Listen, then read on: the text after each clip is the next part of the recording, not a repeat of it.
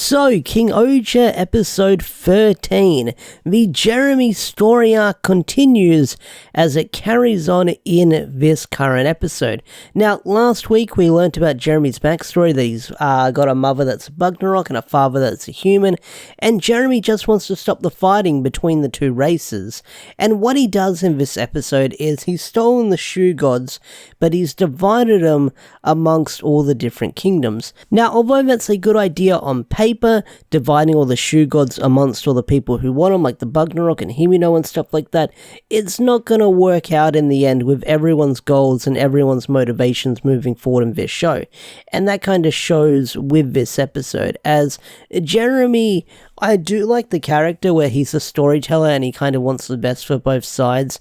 In this episode, you see that he kind of goes off the walls as he feels disrespected as he tried to help everyone out, sort of be the peacekeeper between both sides, but the fighting still continues between the different kingdoms with the Rangers and the Bugnarak. So he's probably not going to see his way, but I do like how in this episode he was able to save one of the monsters of the week by making it seem like he destroyed him. So it shows that although Jeremy is willing to fight the Bugnarak, he's not going to kill them. He's willing to save them and probably make them change their evil ways.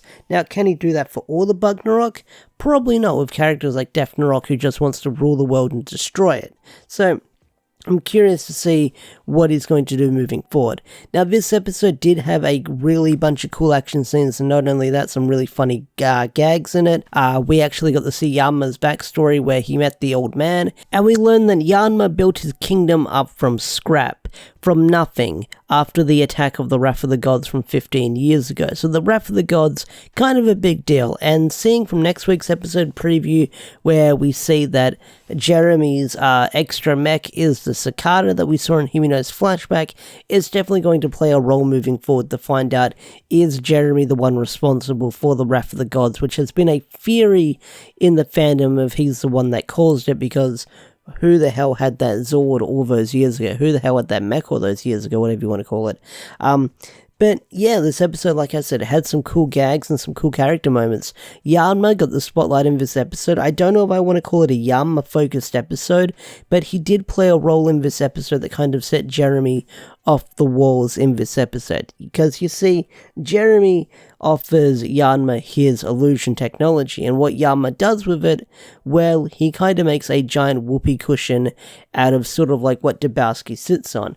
And although the sort of imagination scene was really funny, where you have Raculus sitting on the giant whoopee cushion and he sits on it and he's shocked and then he like looks in shame at it, you actually get to see it actually go off when he goes through with the invention, where we get the scene where he kicks his supporter out of the way, like literally drop kicks him, which is kind of funny with how the scene planned out, and then he landed on it, which didn't go in the direction I thought it was going. Raculus had sort of like an emotionless response, but his two little lackeys, they were laughing at it, they had a good joke about it, but seeing how Yama used it for a fart, well, Jeremy wasn't very pleased about it, and he started turning on everyone, so that was something.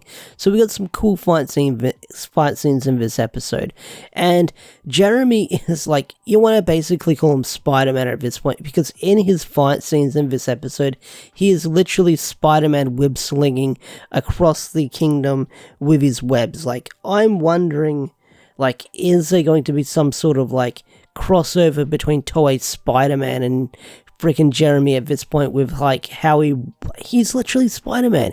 How are they going to get away with this for so long? Because he's literally doing the Spider-Man web quips across like the city, which is crazy. Like, it's literally he web slings from place to place. Makes me want to go play the Spider-Man PS4 game again with how he web slings about. But we see his mech in this episode, which is a pretty cool mech, which I kind of jumped over something there, but there was a pretty cool Gira gag in this episode where he wanted to go find the rest of the shoe gods, but Gira's dead, so he can't go out.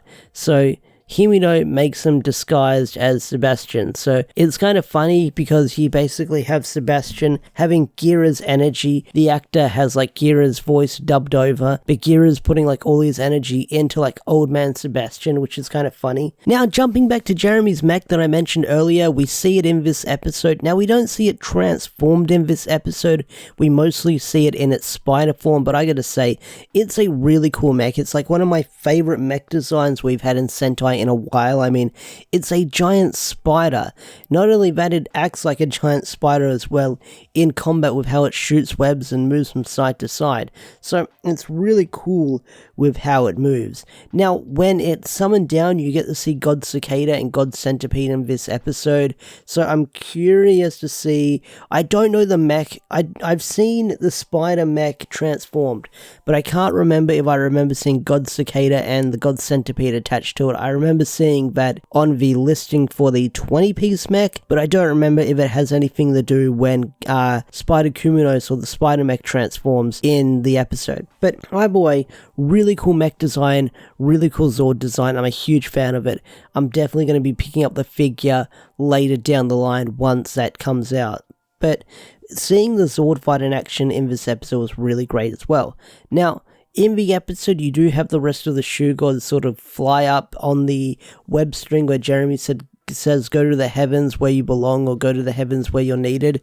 So Jeremy isn't a fan of any of the other kingdoms, or probably anyone else using the Shoe Gods, because they're just going to misuse them, and all that the Shoe Gods do is cause war and destruction. So I'm wondering when the other Shoe Gods are going to come back into play, because we had a whole story arc with our heroes trying to get them, and that mech was really powerful. So when are they going to get the Shoe Gods back? That is a big question.